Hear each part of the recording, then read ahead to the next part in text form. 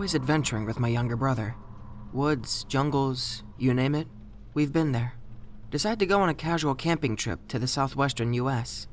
Just wanting some bonding time. First day, typical camping shit. Setting up tent, fire, etc. Day gets hotter. Decide to take a walk and explore the area. Not expecting much. Maybe we'll find some cool rocks or whatever. Suddenly, stumble on this dig site. What the fuck, friend? Tents everywhere. Wooden markers, all of that. But it's really quiet. Like graveyard silent. Brother and I look at each other, thinking the same thing. Where the hell is everyone? We approach one of the pits. Trying to keep low and unseen. Don't want to get caught trespassing. See this huge fucking skeleton in the pit. Not regular human-sized. We're talking massive. Easily 3 times the size of a regular dude. Bones are all weird and elongated. Beside it is this weird shiny metal thing. Doesn't look ancient, looks pretty damn modern actually. Out of place AF. Start freaking out a bit. Ancient giants? Aliens? Crazy old tech? Want to snap some good pics. Realized we left our cameras back at the campsite. God damn it. Too focused on packing light snacks and beer. Decide to head back. Come tomorrow with cameras and get this shit documented. Dreams of becoming internet famous and rich. LOL. Can't shake off the feeling that we aren't supposed to be there. But we just brush it off. Too excited about our find. Next day, me and bro wake up early. Pumped to get back to the dig site to snap some pics. Remember to grab the cameras this time. Not gonna fuck up again. Head out. Morning sun already beating down on us. Halfway there, see this convoy of black SUVs in the distance. Shit. This isn't good. Bro grabs my arm, points to a large pile of dirt. We duck behind it and try to stay hidden. Watch as these men in black suits get out. Sunglasses on, earpieces. Immediately get a bad vibe from these guys. They start inspecting the site, talking into the earpieces. Bro and I are crouched down, trying to pick up on the convo. Hear some phrases and snippets. Cleanup crew, containment, public can't know. We've found something that the government wants buried. Wait for what feels like 30 to 40 minutes. Men start moving away from the site. Bro nudges me, signals that we should sneak out. Manage to retreat without getting spotted. We rush back to the campsite, pack up our shit in record time. I am not sticking around to see what happens next.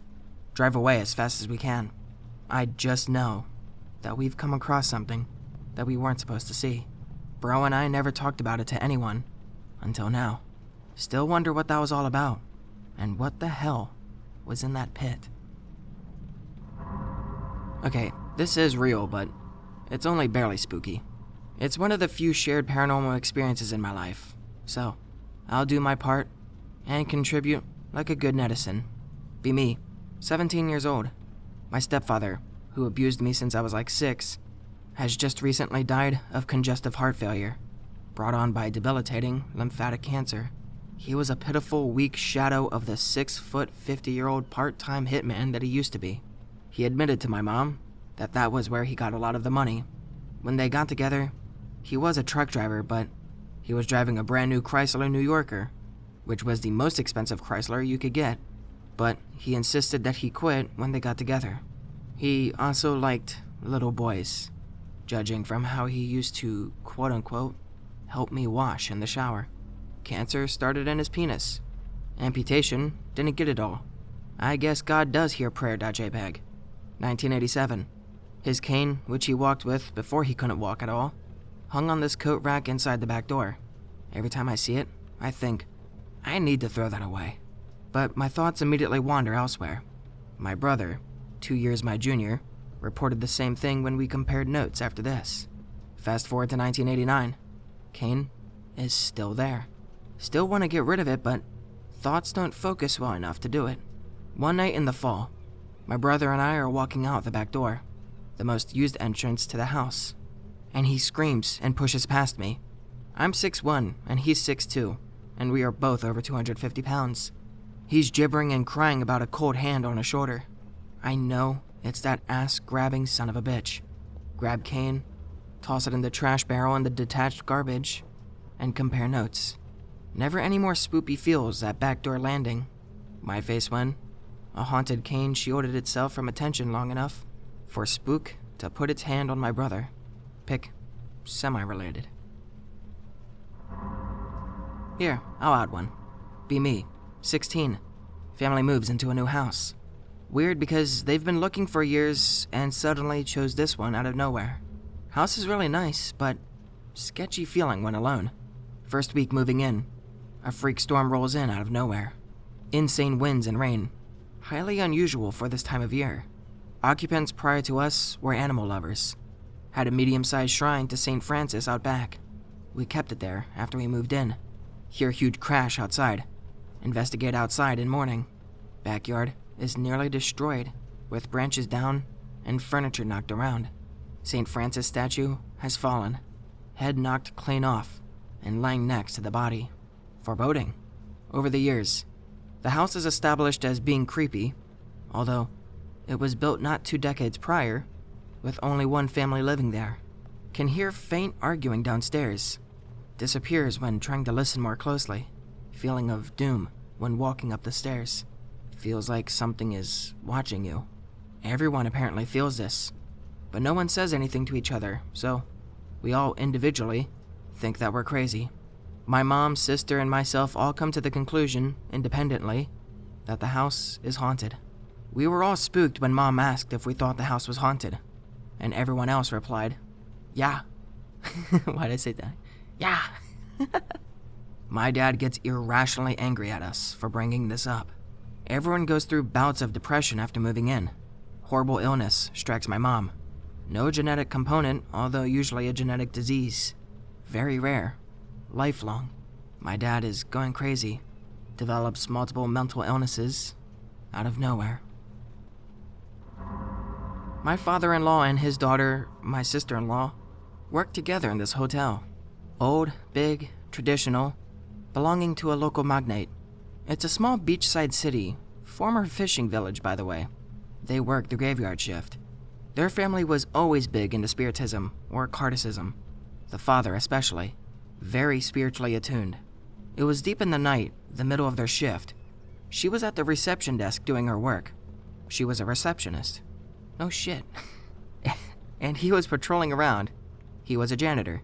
Since they were related and they worked alone at night, they would sometimes chit-chat when the father stopped by the reception. This particular night, he stopped by, they chatted a bit, and then the father excused himself and went outside, towards the parking lot. You could see the parking lot from the reception because of the glass sliding doors, and she could see her father because he stopped just outside by the door, even in the dead of night. Not too long after, a guest came by, and he started chatting with the father. My sister-in-law could see them through the glass window. They were just outside anyways. Some time went by and the guest lit a cigarette, and she could hear them talking and smell the cigarette smoke. She paid no mind and did her thing in the reception desk, while her father fiddled around and chatted with the guest. Then, the father simply slid open the door and entered the room. She jokingly told her dad, "Chat was good out there, huh?" "What?" her father responded. "You and the guest there. I saw you two chatting." Her father, as you can guess, simply replied, "There was nobody out there, dear." When she looked at the door, she could clearly see that the figure was still there. And later, so she says, when she asked her dad again who he was talking to, he would simply reply, "Nobody." I lived in a small town in Pennsylvania, and this is a story that my grandmother told me many times over the years, and I decided to share it here. I'll tell it in the form of a green text story. Year 1944. Be my grandma, who hangs out with friends. Cause trouble and hang near the river. One friend is future husband and later boyfriend. One day, group goes to an abandoned factory. Explores factory till it gets dark. Decides to leave. As they're walking, they hear whistling. Turn back and see a man in a suit and tie with a knife. Everyone runs. Man grabs one of her friends, named Sammy. Man pulls Sammy into the dark and is never seen again. Town is so small that they know it's probably a member of the community. Chose to keep quiet and lie about Sammy. Tell lawmen that Sammy went down to the river. He is never seen again. Has nightmares about the man for weeks afterwards. After Sammy disappeared, They were suspects, but were cleared out early one day. And after my grandpa served in Korea, he married my grandma. They divorced in 1975, and she dated the other guy mentioned until 1979. They're all dead now. I wish I had a more exciting story to share. Go over to friend A's house with friend B. When we arrive, A asks us why we ignored him earlier. Neither of us know what he's talking about. He saw our doppelgangers or some shit walking through the alley behind his house. Our doppelgangers were assholes and didn't say hello. I would think nothing of it, except that it's not the only instance of some weird stuff going on at that house. Sleeping over. All of us are in the same room. Friend C gets up and goes to the bathroom. Doesn't return for a while. I ask where he went. He's right behind me. Who left the room? I've recently discovered new knowledge of a paranormal encounter I had when I was a kid, even though I don't remember it. It was my sister that told me. She didn't bother telling me for 28 years. Until now. Here's my story. Be me. Dad has been dead since I was almost 4 years old. Died in a freak plane crash. Both bodies and plane were unrecognizable upon impact, and burnt. Listening to podcasts one day about synchronicity. Asked family if they experienced anything weird after my dad died. Sister says she felt someone sitting at the end of her bed, with no one there. Sure, okay. Mom says broken wedding band, that had always been broken, was delivered to her house a week after my dad died. Spooky, but sure. Ask other sister. Talks about more normal ghost shit. Yeah, the weirdest one was when you came out of your bedroom one morning and said you talked to the burnt man. What in the fuck, that JPEG? Yeah, you walked up to Mom, said you had a conversation with a man who was burnt all over in your bedroom. Holy fuck. I don't remember shit. Mom never told me. Sister never told me until now. I've always enjoyed learning about paranormal stuff, and I wonder if it stems from my subconscious, of a repressed memory of when I was young. Just wanted to share my what the fuck moment. Feel free to share your kid talking to a ghost moment. Went to Lachlan, the Nevada side of the river, when I was 22 with my dad. Ended up walking the little strip drunk and high, and it was so weird. Like the most eerie feeling I've ever had, in a rather urban area. Felt like I had time traveled to old Vegas, and was just vibing as I walked at night, to some of these old-ass casinos, and while going through them and seeing everything, it felt like I was given access to the past, and just watched an average night in 1982 or something. Very odd. This was like in 2010. My dad's dead now, and oddly enough, my parents got married in Bullhead, and my sisters grew up there. I'm 17 years older than them, and that was my first time there. The whole area feels off, as I've only been back one time. The whole thing felt like a dimensional plane that was really thin, almost like I just walked into another world much older. Figured I'd share some of my own experiences and one spoopy Area 51 story that my dad and grandpa experienced. Be me, around 16 years old, living in rural Colorado, essentially in the Rocky Mountains. Dad loves to backpack and hike, and I've been hiking since I was 1 year old. We are both into paranormal stuff. He says he's seen ghosts several times, and potentially even Bigfoot. I, more skeptical, fascinated by Bigfoot stuff, but mostly from a thought experiment sort of standpoint. We decided to go backpacking during fall break at this trail pretty far from where we live. The place is beautiful. Lots of ponderosa and aspen. One landmark of the trail we're about to do is a section that covers 1,000 feet of elevation, in like a super short area, using a fuck ton of switchbacks. Luckily, we were going to be going down the trail rather than the other direction. We see a small party of hikers when we first start the trail, but for the next 3 days, we see absolutely no one. We barely saw any wildlife or anything, only a deer, a bat, and the occasional squirrel.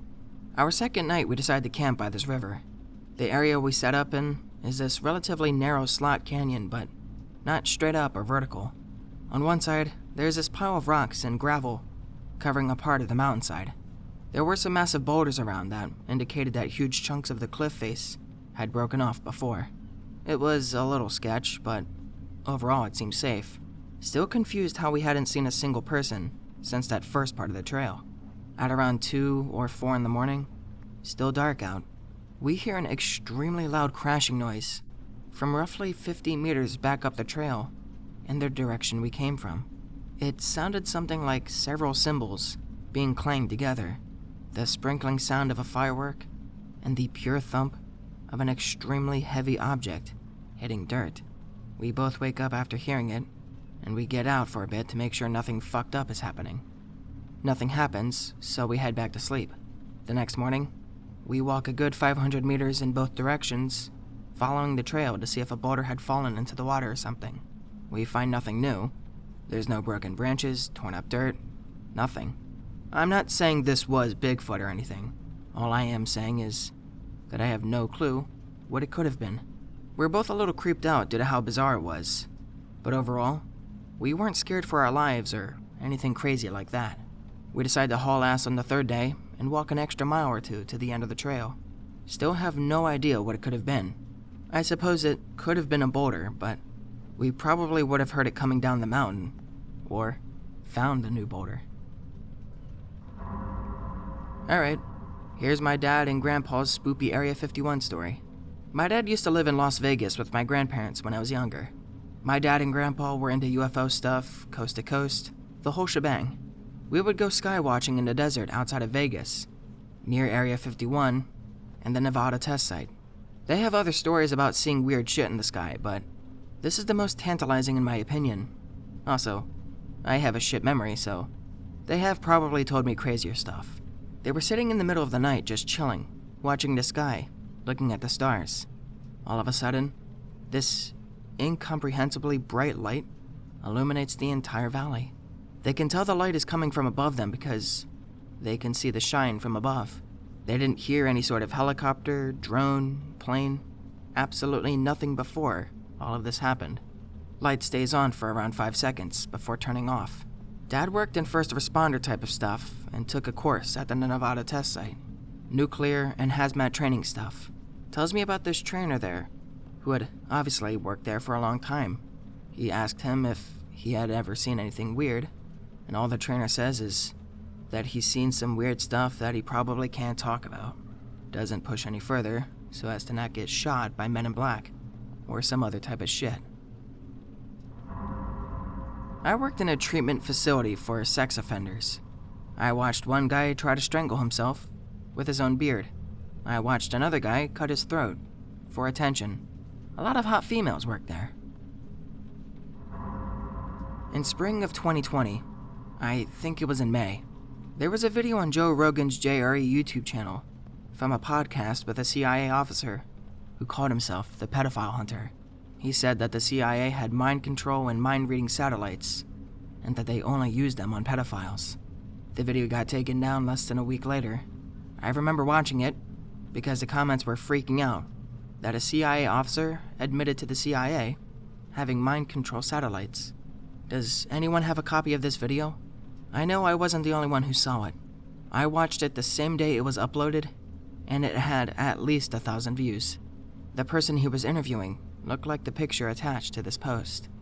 The CIA had mind control and mind-reading satellites. They only used them on pedophiles. Johnson, what's the status report? He's thinking about children again, sir.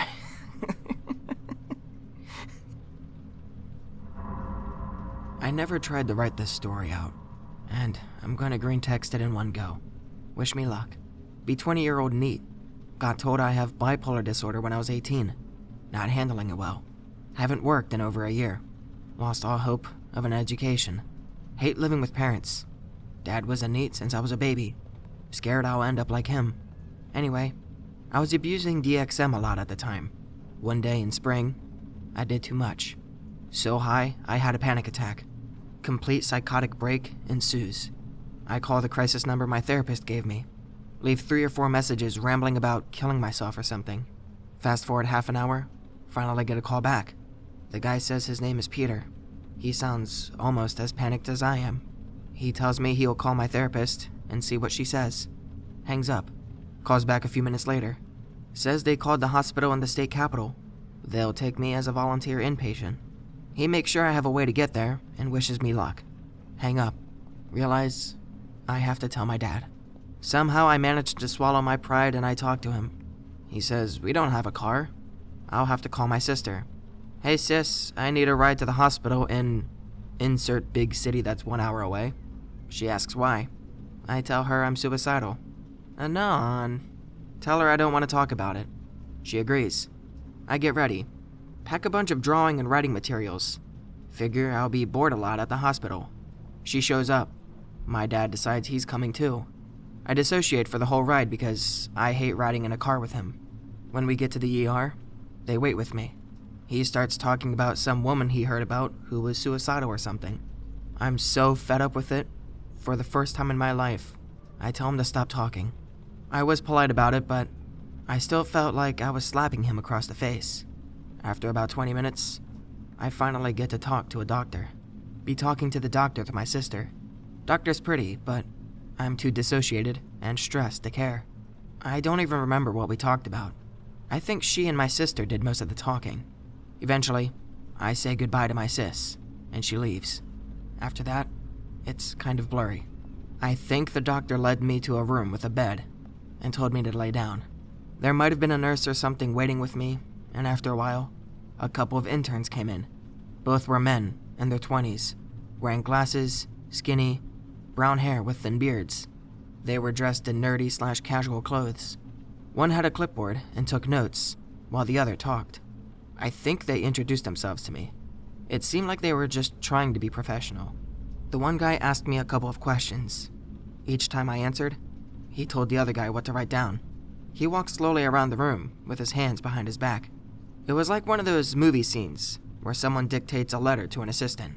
I was kind of amused, I think. But before I knew it, they were gone. There was a knock, and a medical assistant came in. She was pretty and really nice to me. She took a blood sample. "So, what brings you here today?" "I wanted to kill myself. Thought I should get some help." "How would you have done it?" Now that I think of it, I wonder if she was really actually qualified to ask, or if she was just curious. I didn't really care. She was the only nice thing that happened that day. I wanted to hug my brother-in-law, and then slash my wrists behind his back. "You must really care about your brother-in-law." After she cleaned up, I managed to ask for her name. She said Jennifer or something like that. I don't remember anyone else's name from today, but I might remember yours. She smiled and asked, "Why's that?" "Because you took my blood." I think we talked a bit more before someone else came in pushing a wheelchair. The guy pushing the wheelchair was a little older than me. I think he was a medical assistant too. He told me he was there to take me to the psych ward. "You want to walk there or go for a ride? It's up to you." I figured maybe they were worried I would try to run or hurt myself, so I said I would ride.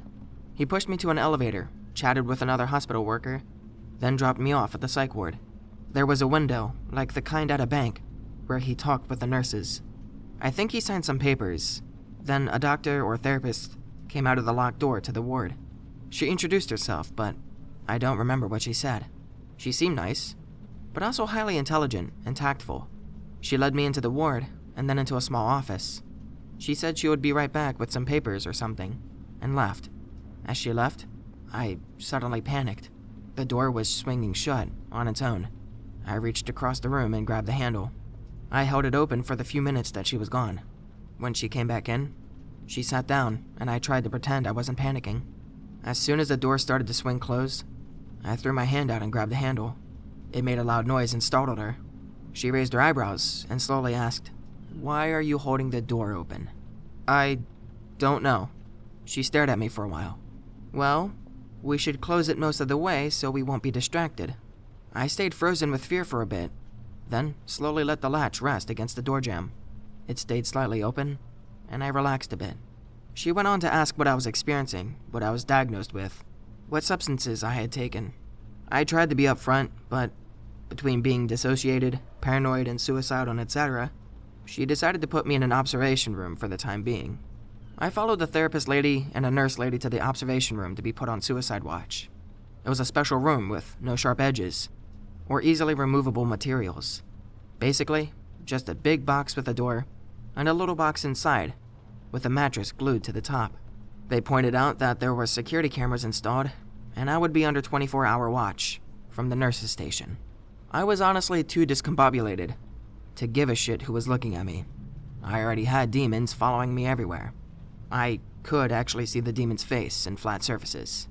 This room was one big flat surface.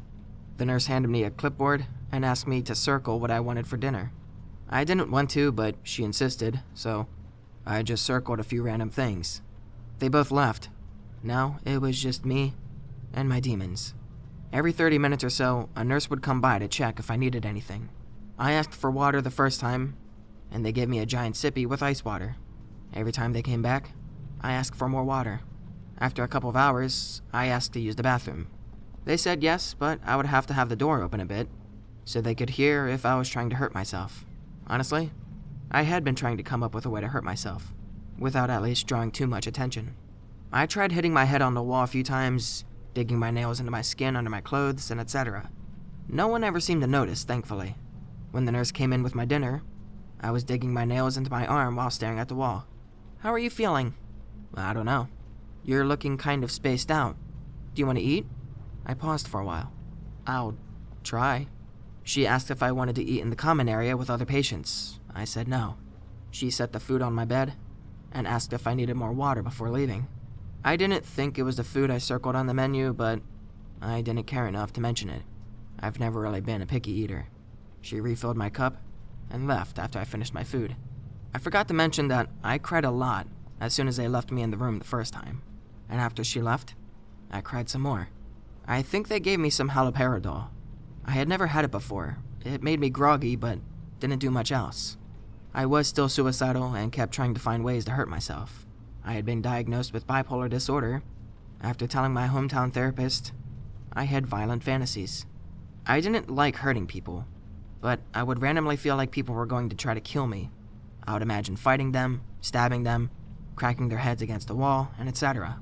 I would imagine what I would do in really bizarre scenarios. Like if someone put a gun to my head and said they would shoot me unless I killed a family member.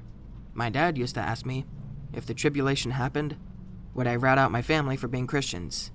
That might have had something to do with it. Anyway, I used self-harm and substance abuse to keep myself dissociated. I thought about all of that while I heard whispers around the observation room. Wherever I looked, I saw a shadowy, translucent demon face staring at me. I didn't sleep much that night. The next morning, they gave me some more meds and asked more questions. I never told them I had hallucinations. I figured if the medication didn't help, then it was pointless anyway. Later in the day, 2 sisters and mom came to visit. I hugged them and I thanked them. I cried and said, "I don't know what's wrong with me." We all cried together for a bit, and they reassured me that they would pray for me. After they left, I sat in my room and I cried. I started thinking that I should pray too. I begged God over and over, "Show me your will, Lord." And about an hour after my family left, my muscles started to tense up. My whole body was tense, like I had just done a bunch of aerobics. My jaw clenched, and I started grinding my teeth involuntarily. Then, my throat started to close up. I couldn't breathe properly. Despite the fact that it was getting harder to breathe, I was surprisingly calm. I was sucking air in, obnoxiously ragged, gurgling spasms, but I managed to think through it. I knew if it kept getting worse, I was gonna pass out and suffocate. Didn't seem like the worst case scenario at the time since I was suicidal. However, I figured the nurses would see me pass out on the security camera, and even if they didn't see me pass out, they would see me laying on the floor convulsing. As I started feeling like the world was spinning around me, I decided to give in and go to the nurse. I slowly staggered out of the observation room while clutching my throat. The nurse's station wasn't far away, and I caught their attention. They hit the alarm, and in seconds, I was surrounded by staff. They pulled up a chair for me to sit and jabbed me with a shot of Benadryl. They also hooked up an oxygen monitor, and they said I should be okay in about 10 to 15 minutes. It felt like 15 hours. I was sucking and gargling so loud that my throat hurt, and everyone on the ward was watching. I didn't look at anyone, I just stared at the clock. It blurred in and out of focus, and I might have blacked out a few times. Sure enough, in 15 minutes, I started breathing better. A few more minutes, and everything was normal again. Well, except that now I was delirious from the Benadryl, and whatever runner's high I got from almost suffocating. I felt so elated that I actually came out of my room for dinner that night. Afterwards, I sat in the common area with the other patients. I started to notice how nice the setup was in the ward. They had a decent LCD TV with benches and small recliners to sit in. The decor was very hospital-like, but I could tell they thought more of the look and feel than the budget. I think I introduced myself to some of the patients, but I was so delirious, I didn't talk much. After a while, I'd made my way to my room, and I fell asleep. I went to bed early, but slept most of the night and came out for breakfast. None of the meals I had were what I ordered, but I just shrugged it off. The food all tasted the same anyway. After breakfast, the therapist told me I had an appointment with a resident psychiatrist. I was still a little paranoid, I realized, but I also knew I wouldn't be able to avoid it if I wanted to be released.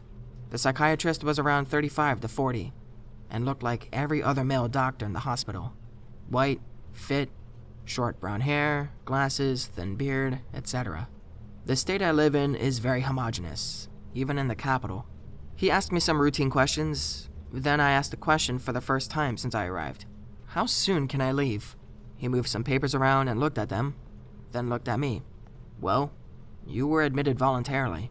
However, I can't give you an exact day or time for release until we're sure, blah blah blah blah blah. I expected as much, so I just nodded along. He assured me they would make a note in my file that I was allergic to haloperidol. Then he prescribed me my previous meds. I wasn't excited about that, but I didn't push the issue. I figured it didn't matter what I was on, if anything, as long as it didn't kill me.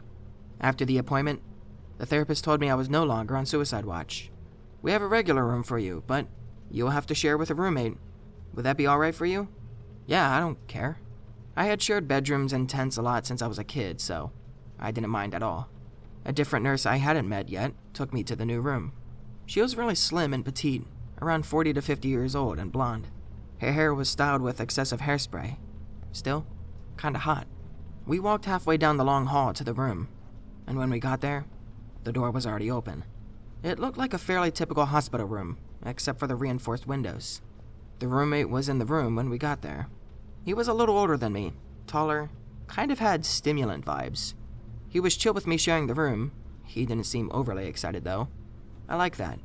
I kinda liked his ass and chest too. Not really my type though. The nurse left me a small stack of papers showing the times of various group activities.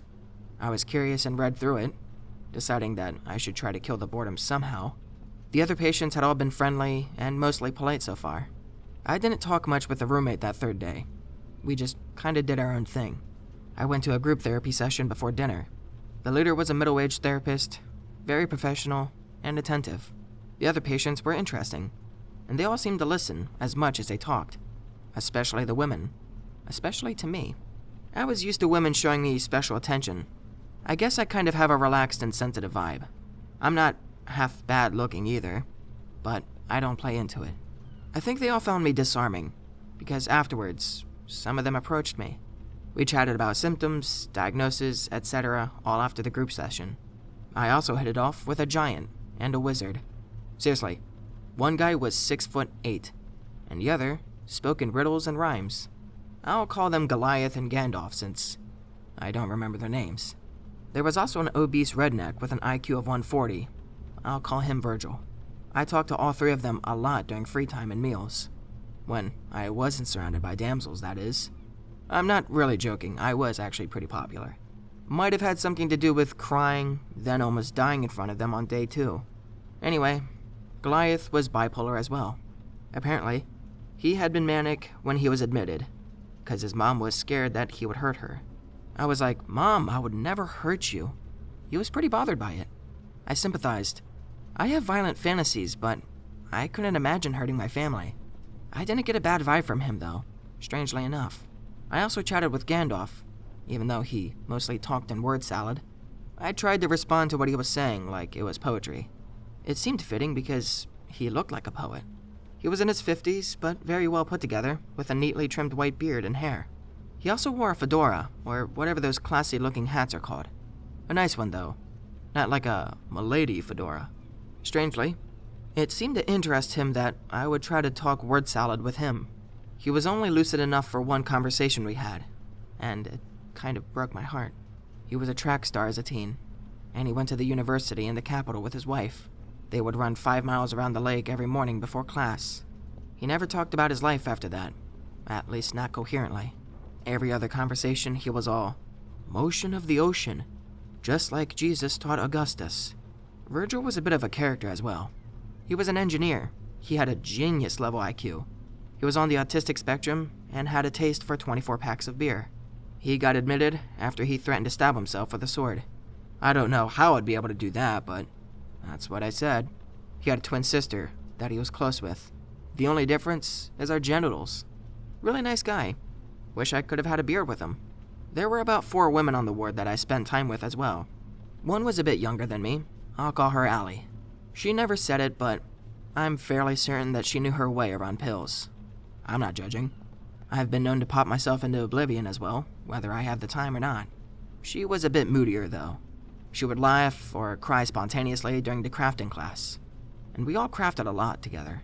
I somehow found the inspiration to crochet a bottle cozy. Don't really remember what the others made, but we talked the whole time we worked. One time I made a joke, and Allie started laughing uncontrollably. I could tell that she didn't think it was that funny, but something kind of snapped, and she couldn't stop. She left the room, and I felt kind of bad. Another woman was thin and dark complexed, and I'll call her Sarah. She didn't mention body image issues, but she was possibly anorexic. She had OCD and would work herself to exhaustion, so her family pushed her to get help. She was very tender and sweet. She hugged me a couple of different times. Not in an intimate way, she was married with kids. Another woman was also nice to talk to. Once her husband visited, and she would ask if I would sit and talk with them. We went to her room and chatted for a while. She talked about her symptoms, depression and anxiety. I think she mentioned the midlife crisis. I'm so glad we could talk like this. You remind me of our son. She cried and hugged me. Thanks for listening to my problems. I know you have all of your own symptoms and things to deal with. You're more than welcome. You're very sweet. I'm sure your family is wishing the best for you. She cried and hugged me some more, and I left. It felt kind of strange, but also right for me to be there, having all kinds of experiences with strangers.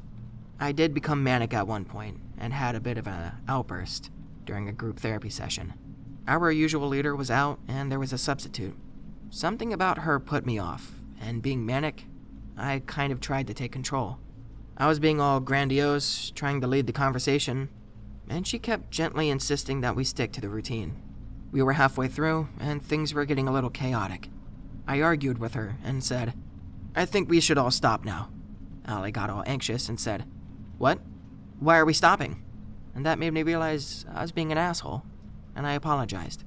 After I apologized, I didn't talk for the rest of the session. I felt really bad, but afterwards, everyone forgave me and said not to worry about it. Later that day, I came back to my room to find the blonde nurse changing the sheets. My roommate had been released earlier that day. Hi, how was group? Not too bad, I guess. I'm gonna take a shower. I gathered up some clothes that my sister had brought. All right, there are fresh towels in the bathroom. After Blondie turned away, I looked her up and down. I could feel an attraction that didn't make sense.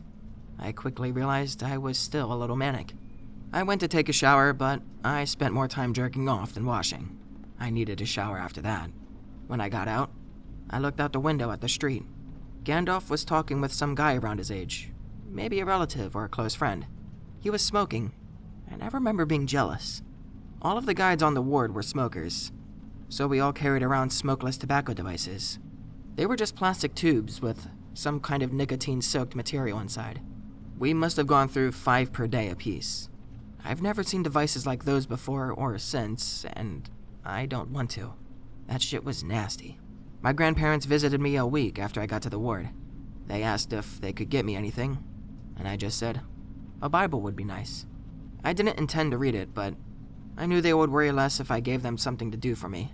My grandpa was a head pastor at his own church, and always pushed me to be pious. I did end up going to the chapel service with Sarah, but it was a Catholic service, Catholic hospital, so I wasn't really into it. I respect Catholics, I had Catholic friends, but I never went to a mass or anything.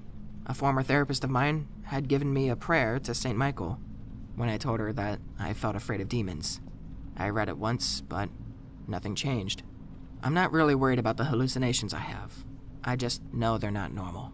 My grandparents arranged for me to leave the ward for a couple of hours to have dinner. My family said they would all show up. I didn't really know how to feel about it. I just went along since they were all expecting me. On our way out, I asked if I could have my cigarettes from my locker in the nurse's station. My grandparents were visibly concerned, but they didn't say anything about it. We met up with the rest of my family at a kind of sports lounge that was really big and rustic. My sisters and their kids were there, which was actually kind of thoughtful. I was feeling ashamed that I had caused so much trouble, but everyone acted like we were just having a meal out together like usual, as I always do when I visit a new restaurant. Something about the way each place makes a Reuben differently makes me feel like I'm on vacation.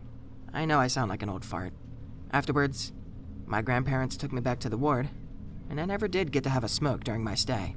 When I got back, I felt restless, so I asked one of the nurses if I could use a gym. They had a counselor accompany me. I'll call him Sam. Sam looked like a Sam. He was old and wrinkled, but was also very warm-hearted and understanding. "You went to a restaurant? Which one?" "The Hound Dog." "Oh, I've been there a few times. How did you like it?" "They make one hell of a Reuben." After I ran on the treadmill for a while, we chatted. Feels good to run. Something about hitting my heels on the ground gets the libido going. I could tell that kind of weirded him out. I guess I was still a bit manic, but he didn't seem to mind. On day 9, I had another appointment with a psychiatrist. He gave me the diagnosis, psychosis, not otherwise specified, and said to lay off the robo-tripping. He sent me home the next day. The end. I'll give my story. B22. Extremely successful. In amazing shape for the last 4 years after being a fatty high school dropout all throughout high school. 3.6 GPA at community college, sports car, GTI, and a ton of amazing life experiences. Moved to an apartment in ghetto area because my mom is batshit insane and has Oedipus complex. No other choice. Really killing it for about 3 months. And then, basically, I have a mental breakdown. Crying to mom saying, "Yeah, I gotta come home now. If I stay here any longer, I'm gonna get a lot worse. I'll check myself into treatment." Mom agrees. This is where it gets fucky. I signed to leave my apartment early. I just asked nicely. Place was $450 a month, so they understood. And I talked to my mom. Suddenly, I can't move back in, but I can put my stuff there until I get my own place again. End up living out of my car for a month, full-blown delusional and paranoia at this point. Start going to family seeing if I can crash. Every time that ends with my mom calling the police to 302 me. At this point, I had been through 4 72-hour holds, but the charges wouldn't stick. No way in hell am I accepting treatment by this point. Mom gets me a motel after my car's battery fails, and spends like $1,500 for me to stay there for 2 weeks. Whatever. Starts bringing me food and stuff after I had fasted for about 3 weeks. Not an issue given the level of fitness I was at the time. I just lost some muscle. By the last day of being at motel, Mom keeps flip-flopping on me coming home, even though I was actually planning on doing treatment willingly again by that point. We fight, and Mom leaves crying. 2 hours later, the police tackle me when I answer the motel door. I was being 302'd again, but this was way different. Police informed me that my mom had called, saying I had beaten her unconscious, and I dragged her unconscious onto the street. Then I fled the scene on door, thinking just more of the same shit, but I didn't realize she had taken me from the downtown hospital to the one she works at. Has actual connections to the people who work there, including guards and other nurses. Charges stick this time after I say I want to file charges of false assault allegations, and for my attorney to have some discovery done on motel security cameras to view the time of the alleged crime and main road she had given. Femoid attorney does none of this, gives actual objections to trial that should have case dismissed. Judge immediately ignores objection and puts me in for 20 days. I go in. It's bad. Plastic chairs, can't get comfortable. I'm put in the high-risk wing full of extremely violent people. Some Mexican kid jumps me in the hallway, basically the second I get in there. Do single leg and then rear naked on first day. Nurses literally do not care. My eye is bleeding like crazy after winning the fight, but the roasty nurses just order him to his room for 5 minutes on quote-unquote timeout. Lamau. He comes in again. Throw up front guard so he's just punching the top of my head. Goes in for an uppercut under my guard. Grab him, throw him on my bed, and punch vitals, ears and nose. then sprint blades with my guard up into some locked room that a nurse let me into. My eye is gushing blood from the high heart rate, keeping pressure on it, worried about permanent damage on ocular nerve. They stitch up my eye, female police officer takes him away, lol, and I press charges since that's the second time, fool me once, etc. Nothing ever comes out of the charges, and is probably let go because he's crazy. He was 6 foot, but shit reach, and was a total stick. I'm 5'8" and 185. Things chill out. Some cuck male nurse gives me shit about being in a private room for 72 hours and says, "It's a bad thing I'm in this room." Other noticeable experiences. Jewish girl who Coomers would think is hot sneaks into my room and lays on my bed. Immediately rat to staff because I don't want rape allegations. Black girl sneaks into my room and takes a shit because Jewish girl told her to. Immediately rat. They give 0 shits. See hot Jewish girl getting tits groped and nipples played with by retard. I run to the staff saying retard is sexually assaulting base Jew bipolar Jewish girl that all the staff likes. That was such a weird fucking sentence. Retard gets strapped to table and pumped with drugs. Find other ways to directly and indirectly get retard strapped to a table because he spat on me constantly. Retard hits legal limit of time spent strapped to table and given intravenous brain rot. Lamau. Jewish girl cries because he's going to be traumatized by experience. Tried sneaking not taking medication. Worked for 17 days. Then they caught on and forced me to sit in front of the nurses with pill in mouth. Apparently, you're supposed to taper up on this shit. Extreme heart palpitations. Pretty sure blood is pooling in my heart. Cold sweats, visual distortions, can't sleep, and extreme tinnitus. Decided it's a hill I'm willing to die on, and take drugs for next 4 days like this. Shit starts getting really extreme. I can only sleep for about 3 hours at a time. Panic attacks about my extreme health complications. Realize that I'll probably die extremely painfully if this does end up being lethal. Tell doctor. Says that if I took the mandatory injection, I didn't even know about the injection at the time, I would have been fine, but I would be very sick for 30 to 50 days. Have to restart dose and stay for another 20 days. They dicked me around on everything possible, allowing people who were clearly not taking their meds to get transferred out to nonviolent wing when it was my turn, and the nurses just let her take my place for reasons, Lamau. I ended up getting let out after 45 days. So my advice, if someone is trying to psych ward you, fight the 72-hour trial. If you're not bad off or don't have women me-tooing you, you'll win. Otherwise, don't interact with anyone. Stay in your room and take the drugs. Trying to make friends or win over people won't work, except with the small percentage of staff who are actually good people. A lot of nurses go into the psych ward looking exactly for people like you. Somebody to fuck over and power trip on when they get to walk out of the door at the end of their shift.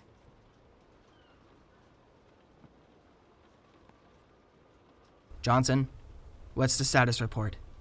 He's thinking about children again, sir.